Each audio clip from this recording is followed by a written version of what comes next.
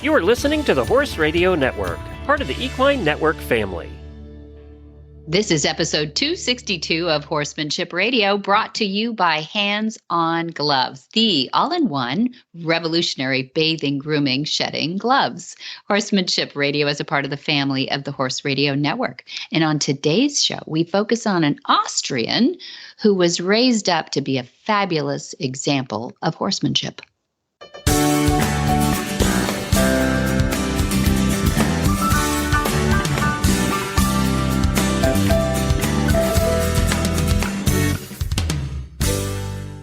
This is Debbie Laux, and you're listening to the Horsemanship Radio. Thanks for joining us. Horsemanship Radio airs on the 1st and the 15th of the month. And waiting in the bullpen, I have my producer, Jen, with me today. Hi, Jen. Whee! Are Actually, you it's the cow. back there? Oh, Yeah, it's the cow pen today. Oh, right. Not the bullpen. You have to explain. I have to explain. Quite literally, an hour ago, there are cows that live in the paddock pasture that's in the front of the house. Three heifers are in there. You call a female cow a heifer? Yes. A cow. 3 cows. I'll go with young one. A heifer's a young one. Oh, like okay. a Well, then filly. they're 3 Not like a cows because filly. they're grown-ups. They're grown-ups.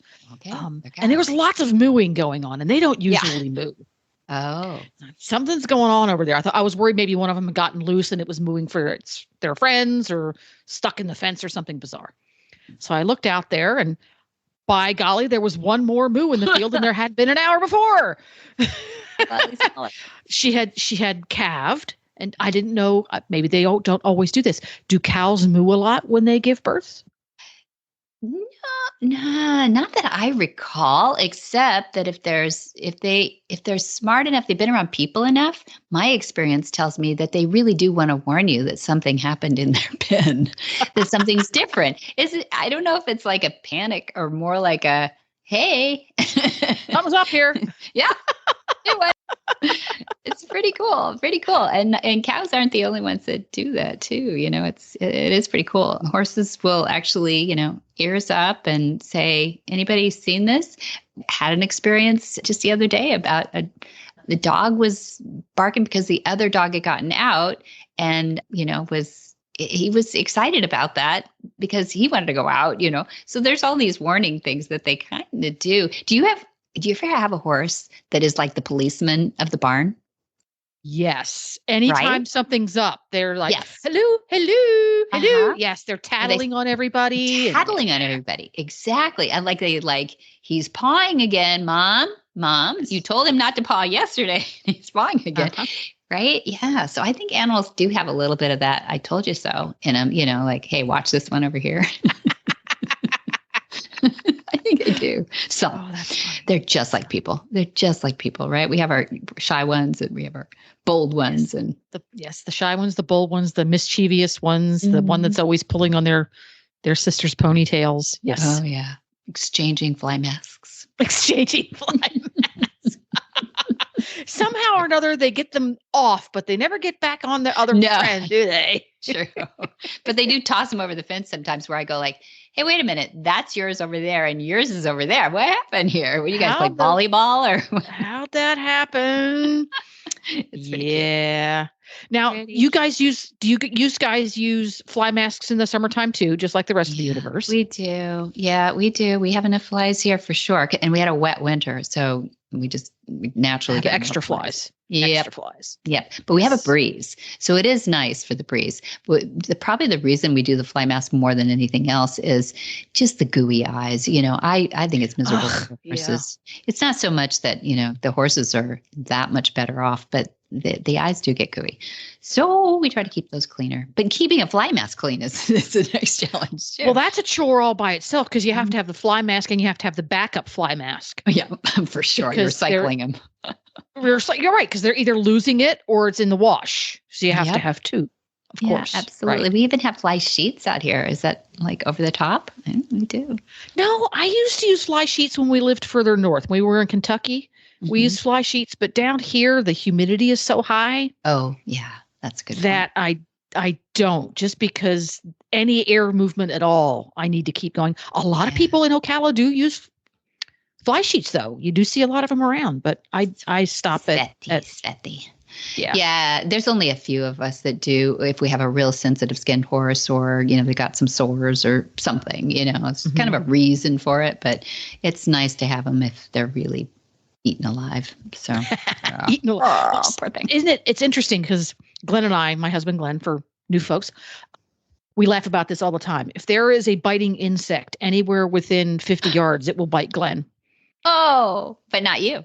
But not so much me. He's a target. I am not. And I think there are horses that are like that too. There are horses that seem to be targets for anything that will cause a welt or a mark. Yes. It's like sweeter blood or something. I'm not sure. I don't know. We're not going to give that to Glenn, though. No. No. Now, something else that we chatted a little bit about before we got started today, besides baby cows in the front yard, is you were talking about some things that were going on at the farm relating back to gates and doors and latches and things. Yeah. Yes. So I want to get your opinion on gates and doors and latches and things. At our place, when we had our boarding stable, so we had lots of people in and out, we had a policy that all gates were closed all the time. All the time. Good. And if the gate wasn't closed, it had to be strapped open. So it was always strapped one direction or another. So if it was open, it had to be tied open. If it was closed, it had to be tied closed. Do you guys have real strict rules when it comes to what happens with gates and doors and things? 100%. It drives me crazy because as a kid, I was always told, go find the horse if there was an open gate. And you might know where the horse is, but too bad, go find the horse, because that's the reminder that somebody else walking by doesn't know that horse might be okay because they see an open gate, and we're always suspicious that an open gate means there is a loose horse somewhere too. And we were talking about in the last episode, 261, we talk about facilities and how they were designed. And I talked with Dad about that, Monty Roberts, about that. And we're going to do some follow-ups to those things too. But it occurred to me when we were talking about gates and locks and people letting horses out, that the pastures we have here are designed so that really it's pretty hard to get horses out. First thing I do is I'm redundant with the chains and the snaps. There's 2 on everything. Interesting. On everything, because you got to have an insurance. I have Mojo over here is very impatient at feed time. It's usually at feed time. Nothing good happens at feed time. No, they pound on things, and he loves wrapping his hoof on the bottom of the gate. Boom, boom, boom. Well, he's a big, heavy horse, and those snaps only last for so long. So you always have an insurance policy. Your second. And then if you're just going in and out, you can just lock it with one. But if you're really, you're literally bringing it out to put a fly mask on or something, and then you're going to put them right back in. Okay, chain 1 for the moment. But actually, everything should be chained twice all the time. But we have a little people gate. So we have a pasture, and in the corner of the pasture is a sand paddock, closed in on 4 sides. So you can bring your horse in there and close up in the sand paddock if you wanted to, say, groom your horse in there. Mm-hmm. And you've got 3 or 4 other curious horses in the pasture. It's no fun trying to groom your horse when all of his buddies are hanging out. It's just, no. They sometimes, are good with the tails going fush, fush, fush on everybody. Yeah. I love watching that, but I don't love getting that. So put them outside and keep yours inside. And then we have a little people gate. And the people gate is so that you can go in and out. Let's say you need to hose something off or whatever that's outside. And the people gate has a spring on it so that it automatically closes right behind you. So even if you don't snap it, it closes behind you. It has to have a pretty good wind around here to even get it to crack open a little bit too. So there really is no excuse for horses getting out of the pastures unless somebody leaves the gate open. So I even there's one horse that fiddled around with these gates too. I even put one baling twine with a simple knot on the outside of the gate too, just to show that you'd have to have opposable thumbs. Really. He didn't just pound on the gate till 2 snaps broke or whatever, Right. And his lips aren't that good. So, yeah. So, there's simple things. Those are simple things, really, that you can do. But it really reminds everybody what the whole point is to keep those horses inside and not allowing chaos to ensue. Chaos, yes. A very, very, very long time ago, I was at a United States Pony Club rally. Mm-hmm. And for those unfamiliar, for Pony Club, a rally is their generic name for competitions for Pony Club members. They call it a rally. Mm-hmm. And every year there's always the big finale rally, the championships for all the different disciplines in Pony Club. So all the qualifying members come in and they had this big ta-da. And for the bigger rallies, it can be 12 or 1,500 horses and riders. It's huge. Wow. It's huge. But the unique thing about these Pony Club rallies is they compete in teams and they have no outside help from any adult. Mm-hmm. They're teams, so it's going to be a group of between 3 and 5 members. So they have the support of one another, and they have a list of rules and regs that's about the thickness of your average, dictionary or something. Dictionary. It's ginormous. So they have to be very, very careful because they don't have adults going behind them, picking things up and putting things away. Yeah. And one of the strict rules is there's not allowed to be an open stall door anywhere. There you period. Go.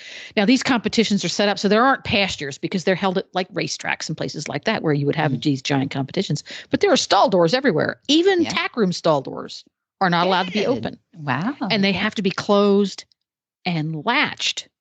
And of course, everybody, especially the competitors, well, why do we have to latch them if there's no horse in there? And I'll never forget the management judge explained it this way. A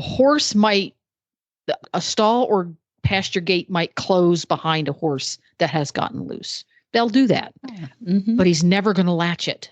Yeah. So if the horse isn't in the stall and the gate is latched, we have to find out why. We have to find, exactly. We know he's not loose. Somebody took him out, closed it behind him.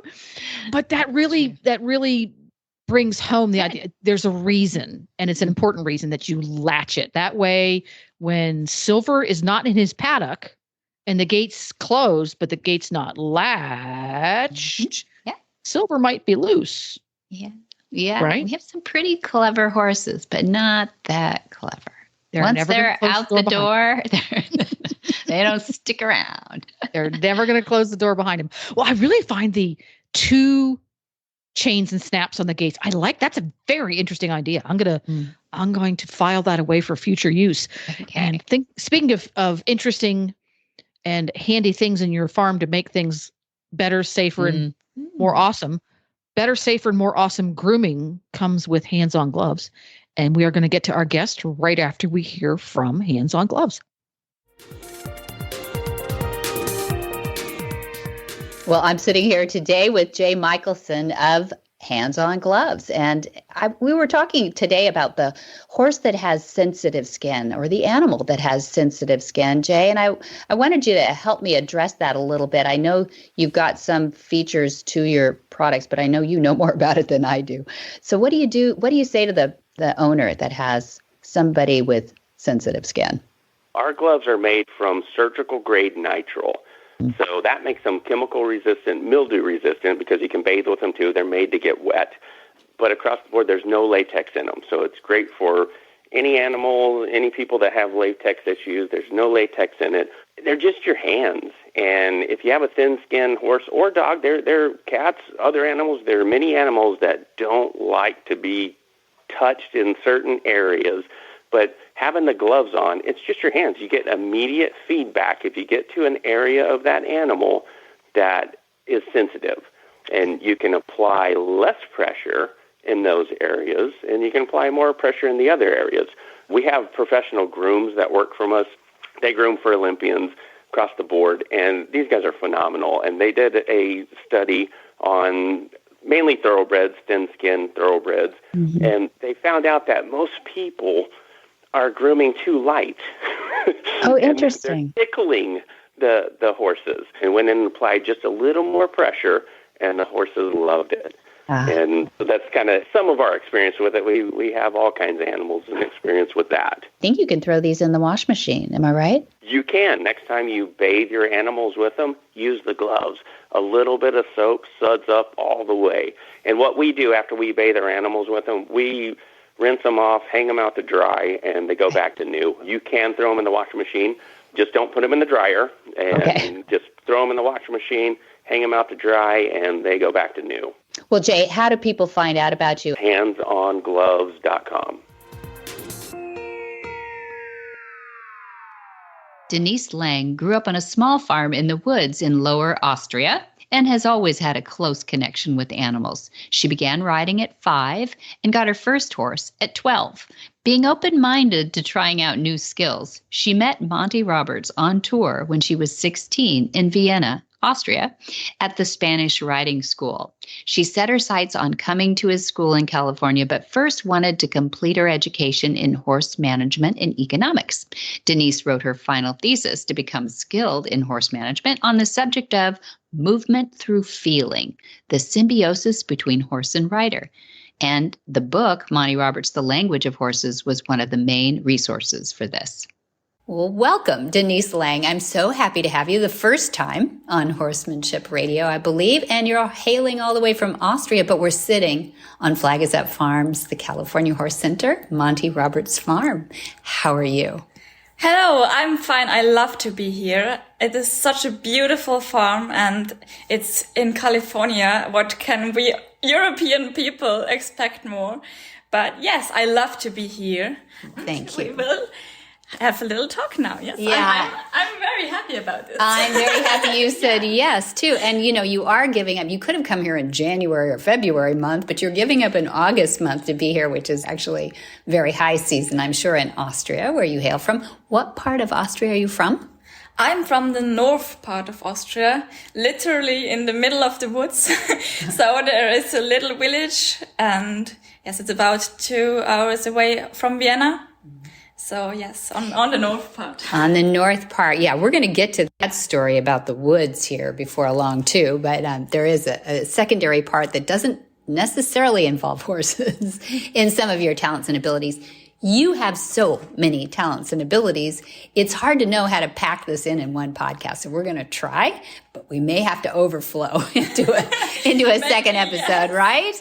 I love learning and everything that come up in my life way. You do love learning. I can tell that. So you applied to be an intern here, and you're really an intern for our transition horse program. We have a couple of different levels, and that farm intern would be something else where you just somebody wants to come and find how we house horses and take care of horses. But you're more challenged by our transition horses and and helping with the courses here, teaching. You're learning a lot from a certified Monty Roberts instructor too. So, and we're happy to have you for almost 2 months. Really, you're going to be here, right? Yes, I'm also happy to be here because you learn from every situation with the horses, with the people, from the horses. And if you get a new horse, every horse teaches you something. And you are trying to do the best with the horse to make it better and easier also for the horse what we do with them. Because a horse is an animal who needs to be moved, who needs all these things. And yes, this is the best. We try to figure out the best way to work with them and help them to have a better life with the things that we love to do with them. That's beautiful. That's true. And Dad would say, you know, the horses come our way for us, our lives to be better, and we try to come their way for their lives to be better. And to that end, that's what I loved about your applying here, because the things that you put on your resume and your record were amazing. And we're really fortunate to have you. So let's dig into that a little bit. How did you first meet? Because you have met Monty before. Yes, I met Monty Roberts when he was on his worldwide tour and came to Austria to the Spanish riding school. I was 16 years old there, and yes, I met him a little time and had a book, and he signed my book and also the sheet of paper I needed for school to get there. Oh, yeah. And it was such an amazing moment for me to meet Monty, because as I'm a really young person, I love to follow all this mindset of being kind with the horses and with the animals. I was grown up In an agricultural farm, we always were with the horses and with the animals. And this is what makes it beautiful. And there he said to me, I think you're a good person, so do your education first, and then we will meet on my place. And if I give a promise, then I keep my word, and now I'm here, and I love it. And you did. I mean, that's how many years ago now? That's about 5 years ago now, I think, In yes. the Spanish riding school, because we're in 2024 as we speak right now. And damn. Yeah. And so I'm very proud of what you've done with your horsemanship, and you must be very proud of what your country represents in the horse world, because you do have a lot of horse history in Austria. Yes, I have. And Austria has a long tradition with horses, and I have good benefit that I was in the last 5 years trained as a very nice school. The education system in Austria also for the horse riding is very nice. And I was in Pferdezentrum Stadl-Paura. It's the center of the horse world and the international horse center in Austria. And this combined with ABZ Lambach. It's a very nice school who teaches in 2 different ways how to act with horses and horse keeping, horse riding, carriage driving, and build real horse people in theory and in practical. Yes, and that's a nice thing, because education is something that keeps all we do safer and easier for us and for the animal. So that's a very important point. Yeah. So your education goes deep, and you at a high level as well. I suppose it doesn't surprise you, but it probably should surprise all of us, that there is no certification to be a horse trainer in the U.S.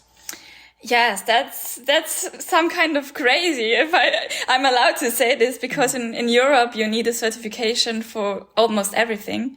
And in my training, I did the skilled worker certificate of horse management. That means from my 6 years training, this is 3 years to take the skilled worker certificate. In this 3 years, we have horse keeping, horse riding, carriage driving, and veterinarian teaching in theory, and also at least 2 to 4 hours a week in the practical. So we do all what we learn in theoretical to keep in our mind. We do it as a muscle memory in the practical way, and that is what makes connections in the head that they will stay. And then there comes next 3 years of the combined horse management and economics training, who teach you more about the business with horses, how to be successful, how to bring the horse management if you run your own farm. Yeah. Because this is also a part that has to be mentioned. Right. So you can have an animal, yes, but this buying the animal is the beginning, yes. Keeping it and doing all this management, that's the real hard stuff. Do they help you actually become more successful as a business? Do they teach principles? Yes, they teach us many ways. It's also which way do you want to get in high sports? Do you want to have your own farm? Do you want to train young horses? This is different ways, but it's a very nice training. And you graduate with the vocal business certification. Also another certification. Yeah. But it's really nice, and it combines the normal business sector with the horse sector. And that is a chance that opens ways in your future that you have nowhere else, because you can do all normal business things, all work you imagine in the normal traditional Marketing, business, taxes, marketing, all yes, all of fun this. stuff like that. And you also need these things if you want do. to make a competition, for example. We started one of the Paralympics certification and one of the Paralympics training competitions we did on our own at Pferdezentrum Stadl-Paura. And there you need to know what to do to bring it to people, to make marketing, all the stuff behind. Does the government get behind any of this? And here's my other question, though. Could somebody from the U.S. actually go over and get certified in your country? Yes, we had people from all over the world, but most are from Switzerland, Germany, and Austria, Italy, but we also had one of Korea. So it's possible. So there's a boarding school and there's school housing next to it. So for everyone between 14 and 17, it is able to start there. Fantastic. And make the way. And I think building a horizon and going out to see something new and spread your wings in other countries all over the world. Now, at this time, the world is so small. You have 14 hours to fly from here to there. In my part now. And what is 14 hours? Nothing. Yes. Exactly. And you're in 4 different time zones. And yes. But you're there. You're yes. there. I know. It's pretty cool. Like, you've probably seen, even in the few weeks that you've been here now, what have you been here? 10 days, 2 weeks, something like that. You've seen Edith, and you've seen, some of these people from the course. From the courses, and interns too. We had Evie from Greece, and we had Ilva from Sweden. Yes. We had Katerina from Brazil. Those were right before you, I think. But yeah, it is kind of crazy, but I love that people can be stimulated by the different, there's even different feeding and forage and everything too. But what I want to get into is a little bit more about your riding, because you ride at such a high level. Then we'll get into the woods thing. Yeah, yes, yes, of course. But you have excelled now. What are your goals ultimately for riding? Ultimately, my goals for riding is, when I go on a horse, I start with no or less expectations, because I always want to be the best version of myself every day. And I always want to take the best what the horse gives me in this moment, to take out of it and to build this, to make it even better and more easier for the horse. And that is a thing that should be in our mind all the time, I think so. And there is also the training scale of a horse, who gives us 6 steps of building a horse. And this should also be mentioned in the lifetime of a horse as a whole, but also for people. This works, all that works for animals does also work for people. And if you, I say, have a kind heart and a little bit of feeling, you will know what I mean. So you feel it, you see it. You have to be a good observer if you want to work with animals, yes. Because this animal trusts us with our life. Because normally the one who is sitting on top and grabbing around the neck is the tiger who wants to eat him. But we also trust them with our lives, because this animal with 500 to 600 kilogram is easy for him to kill us. Yeah. So that's a balance between that has to be mentioned. And to keep this balance, yes, there are some things bringing to the horse, but also the horse brings to us. And this gives me the thing that is the most important in my life, is trust and respect. And everything is built on this, I think so, because I have respect for the animal. I know, okay, I don't want to touch it everywhere, but that's not normal. Yes, it's nice if the horse is learned, but natural is this not for the animal. So I respect him, but I also want that this animal respects me and doesn't stand on my feet all the time. Right. And that builds trust, because if I trust my animal, I can go way more easier into training or working with them. And if the animal can trust me, then there is no running away or bucking or biting or something. Nothing because to fear. There is an authority. A horse is a herd animal. They need a leader. Not leader does not mean that you have to be violent. No, a real leader is never violent. But there are, like in child raising, if you have a little child, you can't say, okay, do everything what you want, because then it starts to be difficult, because then they do something you can't control. Then you have to start screaming. If you have nice, clear rules from the beginning, soft rules, but hey, that point is not happening. Why? Because then there's no question. And also in animal education, we do it like this. You explain him, okay, if you do this, then I will do this. It's pressure. You don't like pressure. So if you decide to join me, then there's less pressure. And that is what the animal wants. Because horses are in the nature. they want to save energy. They don't get the big carrots and green grass all day, every day long, as we put into them. Yeah. Normally, they should find over miles their food. Right. And that is what we have to understand, because an animal doesn't act like we humans. And an animal never lies to us. Mm-hmm. You can train them to lie, yes, but this is human, not animal. Yeah, good. The animal is honest every time. Mm-hmm. They just respond. Yes, right? That's action and reaction. Mm-hmm. Yes, and that's the point in training. What I think is the most important, because then it starts to get easy, and then you can build horses, not just use them. Mm-hmm. We want to help them that life is better and easier for them, and have a wonderful time with them. Because if I just use it like a bike, what is the nice thing of it? That's right. That's right. They're sentient beings, and I do believe that they even know our tone of voice, our body language. Are you learning a lot about the Equus language here, or did you come with a lot of that knowledge? Yes, I had a lot of knowledge before, because I was born in a little farm. I was some kind of raised a little in the woods of my deer, from my cows and all the animals. So there I learned a lot to act with animals and how they communicate. But also I love to see how Monty works with the horses, and how the system of Monty is taught, and that is exactly what we want, because there we give the horse a decision, because I want a horse that is thinking. Yes, I can turn off the head and the willingness of the horse, but it's no fun for the horse, and that's no fun for me.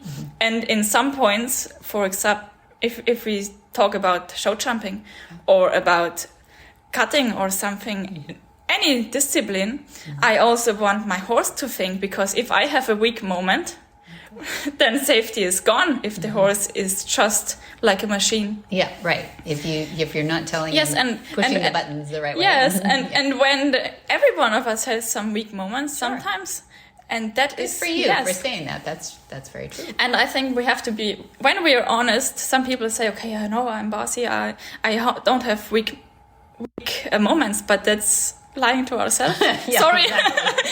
Doesn't do you any good. Yes, I think that's the way we should think about. Just be honest to yourself, be honest to your animal, and the animal will be honest to you. Yeah, it's beautiful. That's beautiful. Absolutely true. And growing up around them, they did give you feedback immediately. All these different animals. Yes.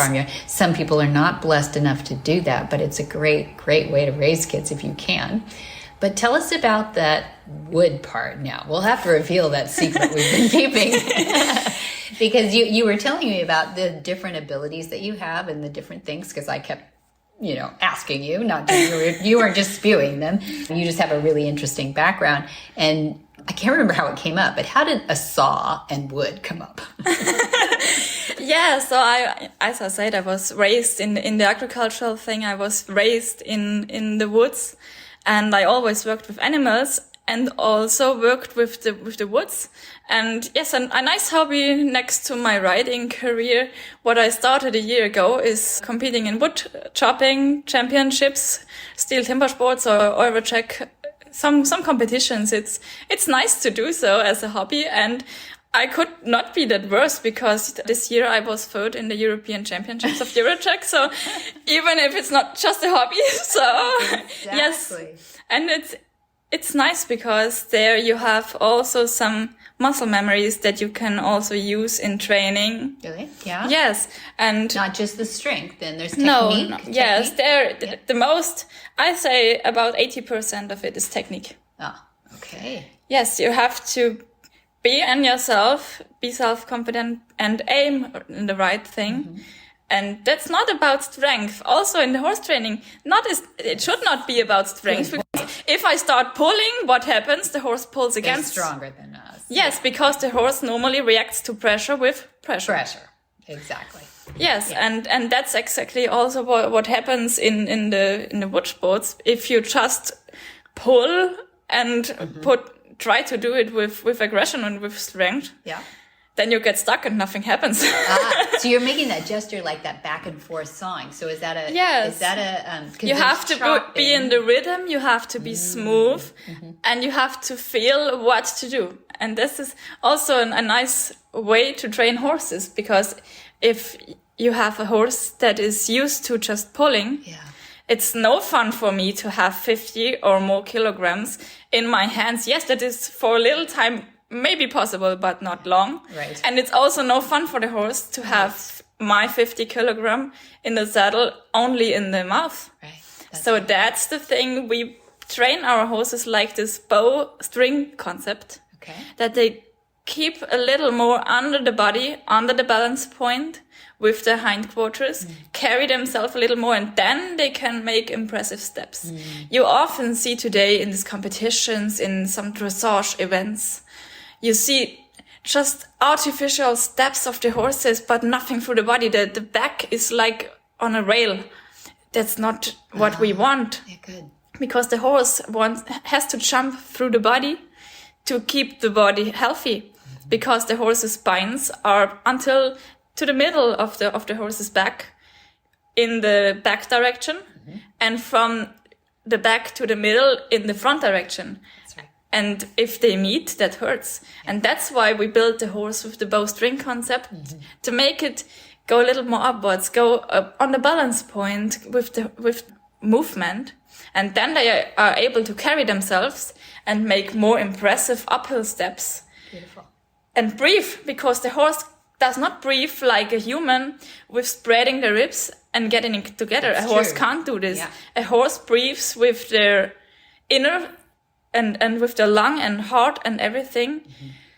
In the canter, it goes forwards and presses the air out, and it flows back and soaks the air in. So the horse breathes also through this motion. And that is a nice thing, because if the horse can breathe, as you see when you do your sports self, if you stop breathing, it's no fun. No. Yeah, no fun, and it doesn't work. Yes. So also for the sport and the education of the horse should breathe. They should be able to balance themselves, because then there's no pulling. Then starts building a horse. Because then I'm able to help him carry himself, help him with some things that he can bend a little more, that you can get the neck a little, that it makes all easier to release the pressure. Pressure and release. This is also the same like the balance. So you can't put a stone on one side and the feather on the other side and say, okay, it's the same. No, no way, it's not the same. Yes, you can spread the angle, then it comes up the same. We all know these pictures. Yeah. But if it's the same direction on each side, where we go, there should be a balance. And in the horse's head, it feels right as well. And they can feel that. And you see, today was the day I rode Skinny, one of the Mustangs of you, and he hasn't been ridden for years. You said. I didn't know. I just was with no expectation. I was with no expectation. I went into this, and I just wanted him to move a little and have fun, because horses love to move. And we worked with Skinny in the course. He was always so happy when he could move. Yeah. And so I went into the cutting band with him. Which is got on, yes. To make sure safe. that, a little safe. We'll say that. We mind the safety also a little bit. Yes, exactly. We take a little risk to have fun, but we also mind the safety. Not too much risk. Yes, of course. And I got into the saddle and just moved him with little small steps, not trying to control him. No, that's the wrong part on training, not training for years. Yeah. But just ask him, hey, come on, do you give me this? And he was so happy. You felt that he was so happy to move. There was no bucking, no blasting, nothing. He was just, yes, I can do something. I can move. And he felt so good under the saddle. That's fantastic. And that's with no expectation. I did not want to have his head in the right position or something under it. That's for less. Building the horse starts, as I told you, building starts when the basement is done. Yes. You can also not come here and say, okay, there is some rolling sand, I put a house on it with no basement. Right. The house would be not long on this position. That's right. That's biblical. Don't build your house upon the sand. So you have to have a foundation. And this is in all things we have to have foundation. Right. In human education, in animal education, in building things. Yeah. And every person that does something would say, yes, you need a foundation. Well, Debbie and Denise are going to talk a little bit more about foundations and their importance after this message from Monty Roberts University. A couple of years ago, I don't know how long ago it was now, but we had you on a number of our shows talking about the Equus Online University, which had just come out. It has developed. It's become better with the search engine in it, and it's become better with the forum because we have such an amazing, a lot of those forums, people get on there and go, no, you're not. Yes, you are. No, you're not. Yeah, usually it ends up with the whiners on forums. Exactly. Right. And it's not. What I see is a mentoring. Actually, it's almost the polar opposite because we do give these rosettes out for people who've completed so many lessons. And once the rosettes started, now we're up to 5 rosettes for somebody who's watched every lesson. And you have those rosettes by your forum personality and your profile. And so you can really see who's watched all these things. So it gives them credibility when they come in and say, hey, have you watched this lesson? So people come on there and they're using it as a training tool, frankly, and they get on there. And I'm not bragging on the university as the greatest training tool, which I think it is, but it's also a great place for people to be mentored as they begin their journey with horses. It really is cool. So when they watch the lessons, and they can watch them over and over again as many times as they want, they get the lesson notes, they get audio, they get visual, and then they've got the forum to kick around too. Plus we've got now since 2004, every week, without fail, we put up a Q&A from Monty himself. He chose the question, he answered it, and we put it in a database. And that's actually free for everybody to search and get to. It's open on our Equus Online University. In other words, it's a non-subscriber open source forum too. Not forum, but a Q&A base. The forum is not. You're behind a subscriber wall for the forum just so we know who's talking. But it's been an incredible experience, actually, to put these together with Stefan Peters and Will Simpson. You know who I'm talking about. These guys have won everything in their worlds. And Charlotte Bradals, and if I get started, Richard Winters, and so many guest lecturers that are on there too. So some people ask, why is it called university? Well, that's what a university is. It's not just one opinion. It's not just one deliverer. And I think that's the difference between everybody is putting out a YouTube these days, and they're free. So people ask us sometimes, why do you charge like up to $10 a month? And well, it's expensive to make the university. Everybody knows quality is not cheap, but it's really our mission statement. And I know that sounds a bit trite, but it's true. When you've worked at it for 5 years, just to get all that quantified and on there, there are just almost no subjects we haven't covered at this point. But Dad and I were looking at the list, and he goes, hey, I'm going to be making videos well into my 90s. And I went, yes. So promise and sign here. So we do have a lot of subjects left to go, and a lot of people we want to still get on there. What do you think of it, Glenn? Well, I think one of the things about training horses, same as training anything really, is that you're going through stages and you're always coming up to a new problem to solve or a new issue to deal with. And what I like about the university now that you have so much content on there is that whatever issue you're running into, there's going to be something on there to help you. So not many people are going to go on there and watch all the videos because there's just so many of them. What you're going to want to do is go on there and you're going to want to watch the videos that relate to the situation you're in currently with that particular horse. And that's what I like about it, is it has so much content now that whatever you're dealing with, you're probably going to find an answer somewhere, somehow. And if not, you can go to the forum. Yeah. So, that's what I really like about it, is wherever you're at now is where you can find that situation. Plus, YouTube is so full of crap now. And I'm not saying that every video on there is crap, but we all know what we're talking about. Yeah. There are some that are. And, one of the things that I really like about this is, you can trust it. You know that what you're seeing is something you can trust. I've tried doing repairs on appliances and things off of YouTube videos, and you know, some of them are good, some are not so good. And one of the things I couldn't get back together again. So it was, that. At least you didn't hurt yourself. That's right. good. So that's what I really like about it. And for that, yes, it costs a few pennies to do it, but it's worth it. You know, it's worth it to do it right. Yeah. Yeah, that's it. And it is tried and true. Everything on there is so tried and true. If not, you know, they'd be throwing tomatoes at us in the forum. But it really does work. And we are so happy that so many people have been interested enough at least to go there, you know, and I should plug in the website right now is www.montyrobertsuniversity.com, because people can get a free day pass on there and go see what we're talking about, and check out that search engine too. You can put in the weird little keywords and you find all kinds of crazy stuff. It really is cool. And it breaks it down by not just the lessons first, then it goes into the Q&A database, and then it goes into the forum. So you can actually pick and choose where you pick up those keywords from too. So it's great. And then you also have little challenge questions, which I love, the little tests at the end. You know, there's always 4 questions at the end of your lesson to make sure that, you know, you were watching. And if you get it wrong, it just says, want to try again? And so by process of elimination, you get it right.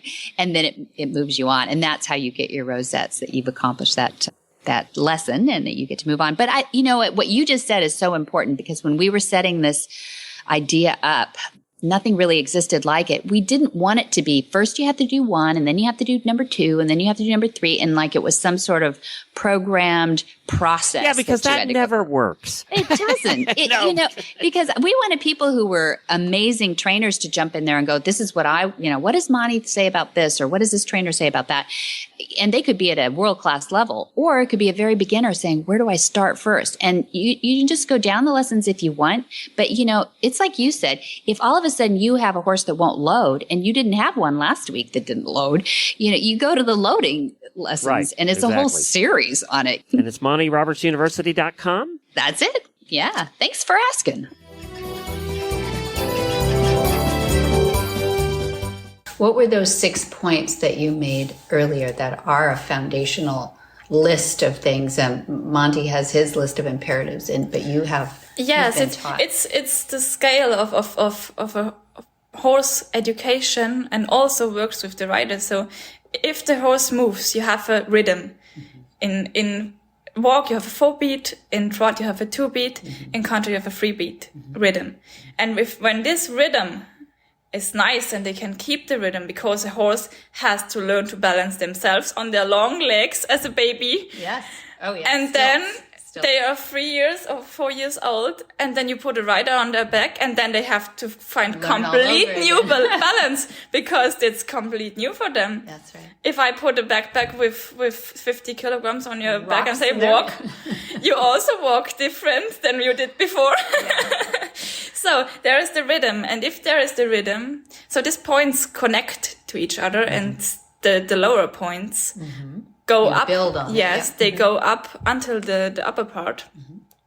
And the whole thing we want to reach with this is the balance within, and nice and soft, clear movements. But the next point is suppleness. If you have the horse not supple, that's pulling and reining, and that's not good. There is always something that is making tension. Yeah. We need this release, that the horse thinks about it again. The horse also have to think with the body and with the mind. Then you can get into contact. Then starts building the horse, making a frame, this bowstring concept, building it. To be able to ride the horse from behind, because the motor of the horse is not somewhere in the shoulder. The horse has no bone connection between the front legs and the neck, like we human have. We do. The horse is just in a muscle. And so they should not carry all the weight with the front legs. No, the motor of the horse is sitting in the hind leg. And there is the point where we ride our horses through the whole body, to the front, and give them a little frame with the reins to build them. Then we have the next point, the impulsion. So I need impulsion in the steps, in the jumps, to keep my horse forward, to make my horse happy. and to be able to correct some things, because if there is no motion from behind, how do I want to correct something? Just pulling on the line, what happens? Nothing. Or back. Yes. Yeah. But it's not what we want. Right. So first you have to ride from behind, then you can build the horse. Then there comes straightness. Every horse is born and they lay in a different side in their mom's belly. Right. And this is, every horse is like we are left-handed or right-handed. Yep. Has a side that is more easy for them or more difficult for them. And it's way more difficult for them to stretch the rib cage on the side that is more bended naturally than bended on the straighter side. Yeah. And that is also something to mind. And with good training, we can make our horses to be straight, to use both halves of their body the same way, because the horse doesn't connect the brain halves like we people do. That's true. So if you have a horse and go past something scary on the left side 20 or 40 times, if you come from the right side, it's totally new for the horse. Yeah, that's right. He sees it the first time. Yeah. And he sees it really the first time, yes? Yeah, really the first time. It's for him, it's the first time that he sees it. And this is something we can build. We can make our horses straight through long training. This is not happening in like this. Yep. No, this should be mentioned in the lifetime of the horse and in every lesson to keep it like this. But with a starting horse, I can't go to all 6 points. No, with a starter horse, the first month I come to the first, second, maybe if the horse is really good thinking and working with us to the third point. Yeah, this needs time, like education. Yeah. You can't do all your school education in half a year. Right. No. Then you have to work all day and night and you couldn't get it. I don't think you could get it even then. And then the highest point of this scale is the collection. Yeah. To make a horse dance. All this piaffe passage, this should not be pulling on reins that they step on one point and be stressed with stepping on one point. That should be the normal movement of the horse with rhythm, with suppleness, with motion, but that balanced and that collected in their body, that they are moving like it seems on one point. But also in the piaffe, it goes little forwards. It should never go backwards, because then it's not honestly. From the wrong end. And that's beautiful. If all these 6 points come together, then we have a really well-balanced and horse that we can work with. There is no, if you ride a Grand Prix horse, there is no pulling, because otherwise it would not happen. Right. And these horses are so sensitive, and you can learn from all these horses. And I think if starting in horse experience or riding, first you need some real good horses, learning masters that teach you so much. Then you can start new horses or untrained horses. Because first, education is one of the most important things for a good life and for good training.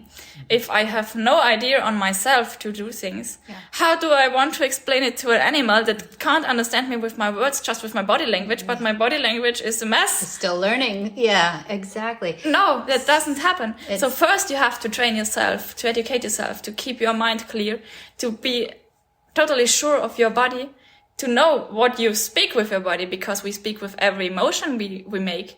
And the horses are experts in reading our body language.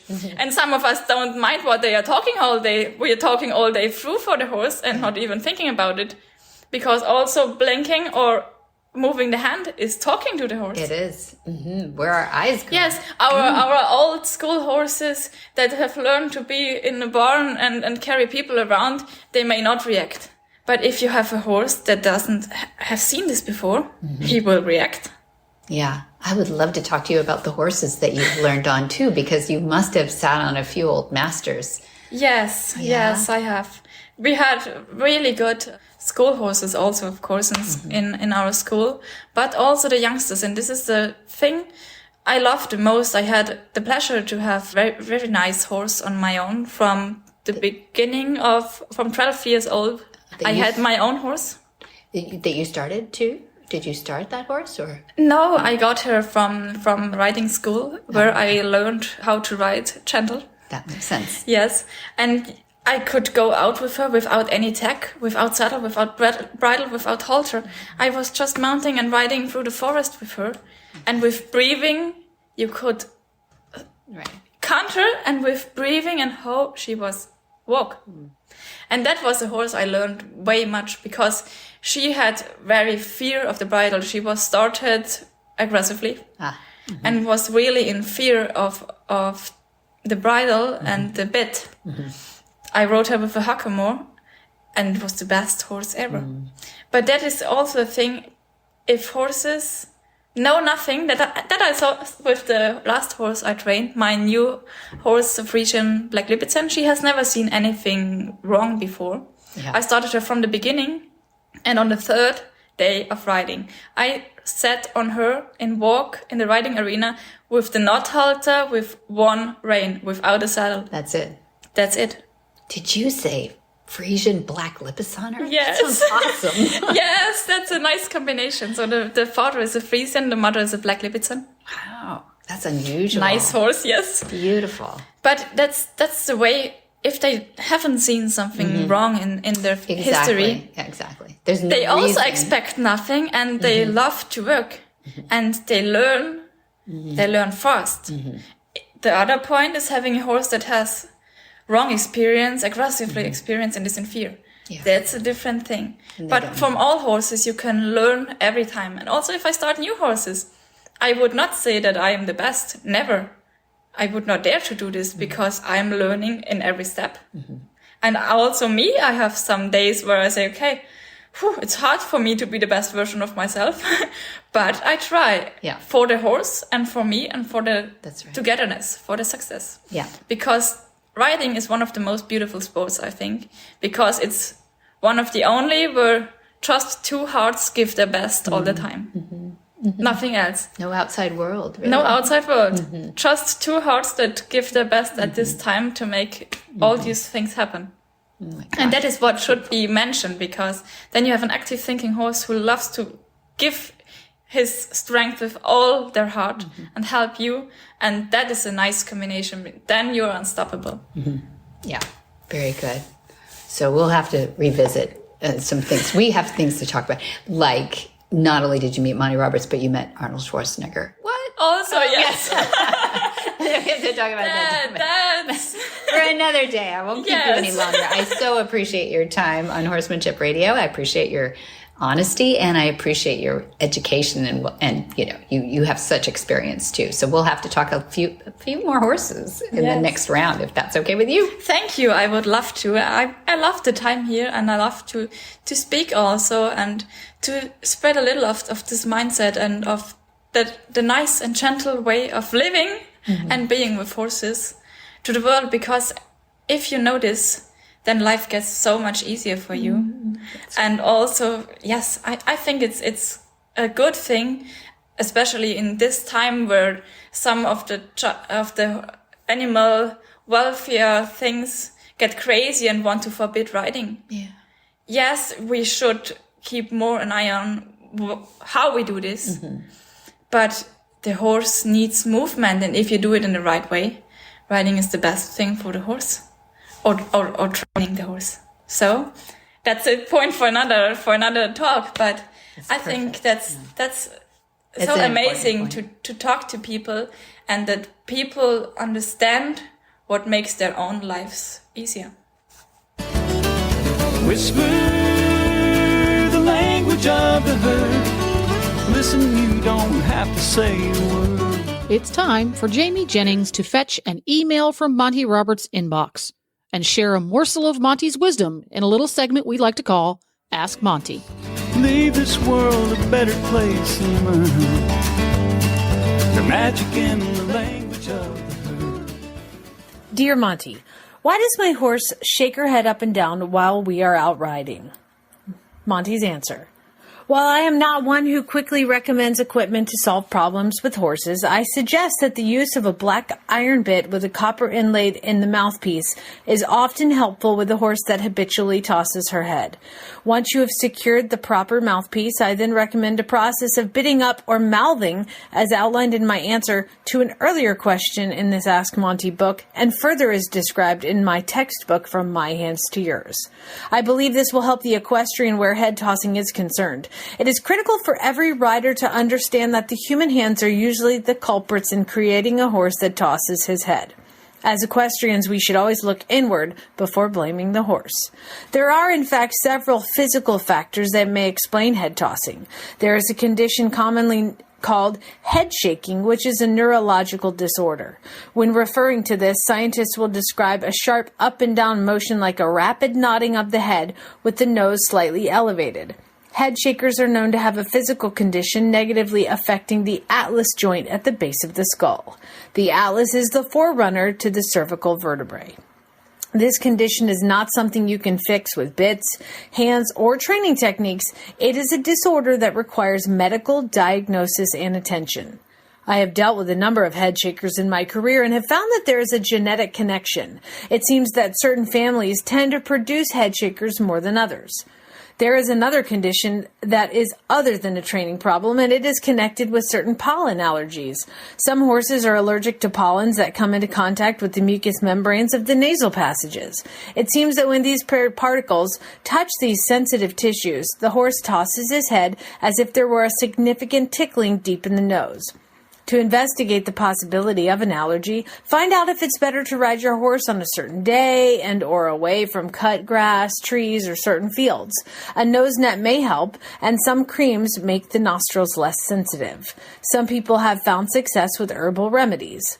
Rapeseed, or canola as we call it in North America, definitely produces pollen that is irritating to the breathing passages of horses. Some UK property owners have conditions on their property deeds that forbid the production of rapeseed. These properties are generally in areas where horse training is a significant activity. One should call in a veterinarian to check if there is any potential physical problem. Once this has been accomplished, then in the absence of a medical solution, the owner should go to work with my recommendations as to this business of head tossing. For more of these insights into good horsemanship, go to MontyRoberts.com and click on the words Ask Monty at the bottom of the page. Where in the world is Monty Roberts? Monty is looking forward to meeting some new friends, two-legged and four-legged, in September of 2024 as we speak. 9 through 13 is the Gentling Wild Horse Course. That's 5 days in Solvang, California. And then September 6th through 8th is a Horse Sense and Healing. It's our fourth one of the year. And then on September 29, we have a Mountain Trail Play Day. That's a Saturday. And in October, we have October 7 through 11, Monty's Special Training. That's where we produce and film and get a lot of our best stuff from the university. So you might want to be hands-on there. And then on the 20th of October, we have a Horsemanship 101. Dun, dun, dun. And you can find all of that and more at MontyRoberts.com. You can call the fine folks at Flag Is Up Farms at 805. That's hard to say. It is. The fine folks at Flag Is Up Farms. Very good. 805-688-6288. And if you're driving down the road right now as you listen to this here podcast and you can't remember that 805-688-6288, when you get to a safe place, just go to MontyRoberts.com and the phone number's right there. Debbie's thought of it all. That's very nice. I'm glad you thought of that one. For today, you want to do the details? I will do the details and details about today's show. They're going to be at horsemanshipradio.com. We're going to have links about today's guests and topics, photos, and more information. And we love your feedback. Great place to give us feedback is on social media, on Twitter as well as Instagram. It's Monty_Roberts. And if you're old school like me, on Facebook, it's Monty Roberts, the one with a little blue check mark. That's old school.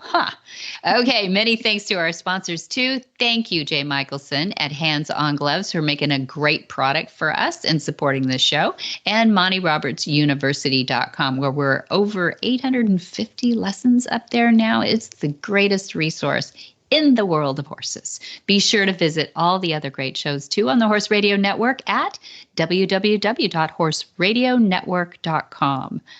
And before you say it, before you say it, I wanted to put out there, we love hands-on gloves. I was using my hands-on gloves on Scooter this morning. Yeah. If you have a product that you think listeners of the Horsemanship Radio Show would love to hear about, reach out to Debbie.